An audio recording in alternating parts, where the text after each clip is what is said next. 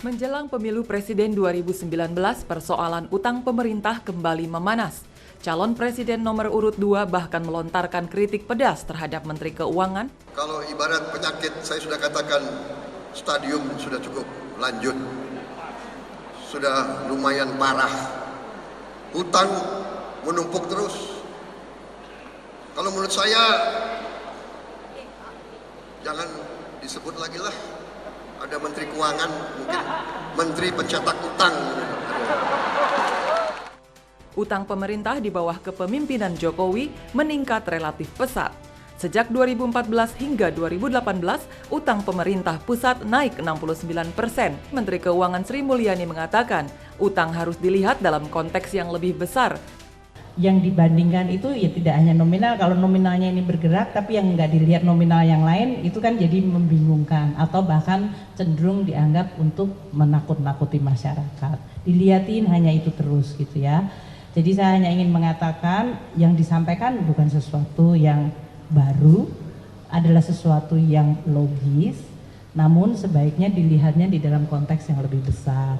Apakah utang kita itu mampu untuk menjaga kita stabilitas ekonomi Indonesia waktu dia mengalami tekanan harga komoditas jatuh, ekspor negatif waktu tahun 2014-15, apakah dia mampu membangun infrastruktur, apakah kita mampu mengurangi kemiskinan, apakah kita bisa menjaga pertumbuhan ekonomi, itu semuanya kan tujuannya. Jadi kalau cuma melihat dari utangnya saja jadi kehilangan konteksnya, itu ya.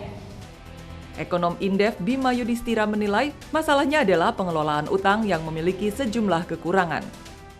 Dari segi undang-undang keuangan negara atau aspek legal memang masih di bawah 60% terhadap PDB, karena itu masih 30% terhadap PDB. Tapi indikator lain yang kita harus lihat adalah soal bagaimana utang, khususnya utang pemerintah itu bisa meningkatkan produktivitas. Khususnya produktivitas dikaitkan dengan penerimaan ekspor. Beberapa indikator seperti debt to service ratio kita masih cukup tinggi, terbilang salah satu yang tertinggi dibandingkan negara-negara emerging market lainnya. Kemudian kalau kita lihat juga produktivitas utang berkaitan dengan pertumbuhan ekonomi. Per tahun utang naiknya 10%, tapi ekonomi kita stagnan di angka 5%. Kemudian konsumsi rumah tangga stagnan 5% dan ekspor di tahun 2018 kemarin hanya mampu tumbuh 6,6%. Disitulah catatannya utang meskipun dibilang masih aman, tapi produktivitasnya rendah. Peringatan soal utang juga dilontarkan Dana Moneter Internasional atau IMF. Lalu, benarkah utang pemerintah aman?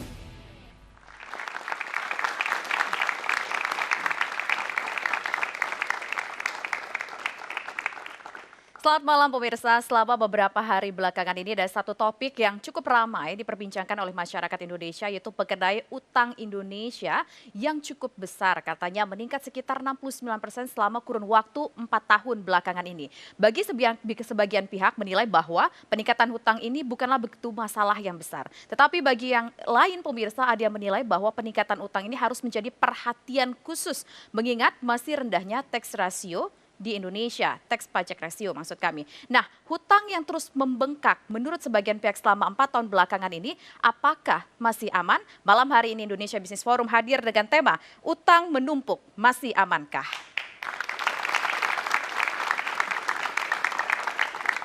Dan untuk membahas itu pemirsa, malam hari ini kami sudah mengundang 4 orang narasumber. Siapa saja mereka? Saya perkenalkan, yang pertama ada Pak Fuad Bawazir yang merupakan Menteri Keuangan tahun 1998. Assalamualaikum Pak Fuad. Waalaikumsalam. Kemudian di sebelah Pak Fuad ada Pak Faisal Basri, merupakan pejabat ekonomi senior. Selamat malam Pak Faisal. Dan di sisi sebelah kanan saya ada Pak Muhammad Misbakun yang merupakan anggota Komisi 11 DPR RI dari fraksi Golkar. Selamat malam Pak Misbakun. Dan di sebelah Pak Misbakun juga ada Pak Justinus Prastowo yang merupakan pengamat perpajakan. Selamat malam Pak Justinus. Nah, saya pertama pemirsa ingin mendengar bagaimana komentar mantan ataupun Menteri Keuangan tahun 1998 mengenai tadi ada satu statement yang cukup menarik dari Bu Sri Mulyani, Pak Fuad, bahwa hutang itu harus dilihat komposisinya, jangan untuk menakut-nakuti rakyat. Menurut Anda bagaimana?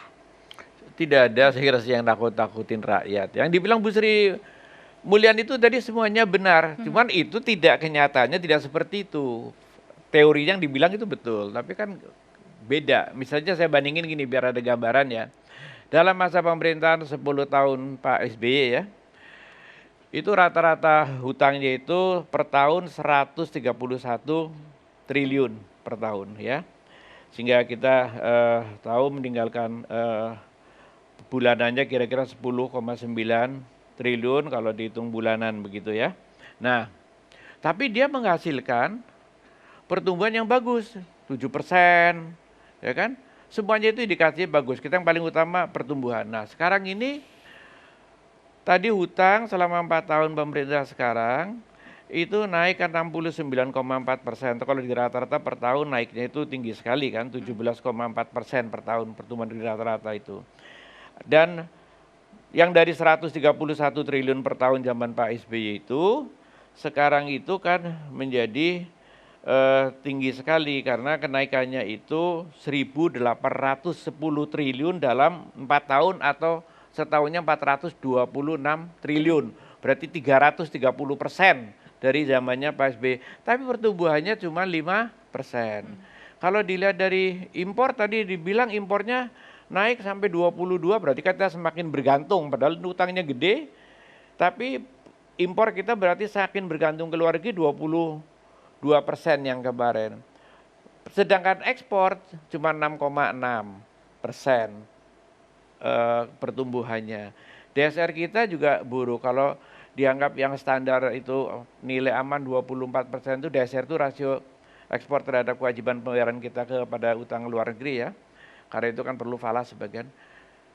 24% mestinya. Nah, sekarang kita kan sudah mencapai angka 40% gitu. Jadi nggak aman juga gitu kan. Kalau mau dilihat dari angka utang ini apakah dibilang untuk infrastruktur ya. Kalau saya lihat di angka-angka yang ada itu juga tidak mendukung itu sebetulnya. Karena apa? Karena pertumbuhan tadi yang utang seperti itu, tetapi penggunaan ini catatan saya itu menunjukkan yang berbeda. Sebagian besar daripada itu adalah digunakan untuk hal-hal misalnya kenaikan bunga utangnya itu ya, yang kemarin kan kenaikan ya dari sebelumnya itu 86% ya pembayaran bunganya itu. Tetapi belanja barang naik, belanja barang itu sebetulnya termasuk surat perjalanan dinas segala macam itu dianggap belanja barang, pokoknya yang non pegawai itu barang. Tapi kalau istilah yang gampang untuk rakyat itu rutin ya, itu 81%. Pegawai 40,5%. Tapi yang belanja modal itu cuma 31,4% yang belanja modal. Kan infrastruktur kan termasuk belanja modal itu kan. Nah, padahal pembayaran bunga naiknya sampai 87% hampiran. Artinya ini juga memberikan indikasi kuat bahwa utang itu sebagian memang tidak digunakan untuk pembangunan, tapi dipakai untuk hal-hal yang non pembangunan, yang habis dikonsumsi kayak begitu. Makanya saya bilang mungkin kita perlu meninjau kembali itu bagaimana ini, karena dulu selama masa pemerintahan Orde Baru 30 tahun, ya bahkan sampai zaman Pak Habibie, kemudian dilakukan Gus Dur dan Presiden Bu Megawati, memang kita hanya mengenal satu jenis utang. Yaitu utangnya semua utang luar negeri memang, tapi namanya utang itu pinjaman luar negeri. Jadi seluruh utang item demi item $1 pun semuanya jelas ini proyeknya ini harus dipakai untuk ini dipakai untuk ini gitu. Jelas betul setiap utang itu, per item ini untuk ini, nggak boleh ada yang dipakai untuk yang non project. Nah sekarang ini karena memang itu, dan utang itu masih berlangsung sampai sekarang. Ya. Dan itu sudah umur utang jenis itu udah 50 tahun. Saldonya sekarang juga cuma 800 triliun saja. Bandingkan dengan utang model SBN yang sekarang ini, yang tidak diirmak, tidak dipatok ini buat apa, bebas penggunaannya, jumlahnya itu sekarang utang jenis ini sudah 3.612 triliun. Padahal umurnya baru paling 10 tahun ini umur jenis utang ini. Artinya bisa dikatakan Bapak yang mengatakan bahwa beban hutang terbesar itu justru dari SBN? SBN. Karena dari utang jumlah sekarang ini saldo yang 4.000, ini pengumuman pemerintah yang terakhir, 4.418 triliun, ya, yang 805 triliun itu atau 18,2%, itu utang yang saldo dari kumpulan yang 50 tahun, bahkan termasuk bawaan dari zaman kita teruslah dari awal gitu, jenis utang pinjaman luar negeri. Sedangkan jenis model utang yang baru ini yang tidak terkendali, termasuk bengkaknya itu, kok bisa 81,8% komposisinya, artinya 4 kali lipat dari yang udah umur 50 tahun, ini yang jenis baru sudah 400%-nya dari yang model utang 50 tahun yang dulu untuk proyek. Karena sekarang apa ya, itu buat macam-macam aja, bebas aja orang. Nanti yang beban berikutnya di pemerintah yang datang, nanti yang baru kena stresnya. Karena itu rasionya memang jadi naik sekarang ini. Memang per orang kalau di rata-rata utang sekarang dibagi jumlah penduduk kira-kira per orang 17 juta loh. Oke, Nanggung. Pak Fuad begini,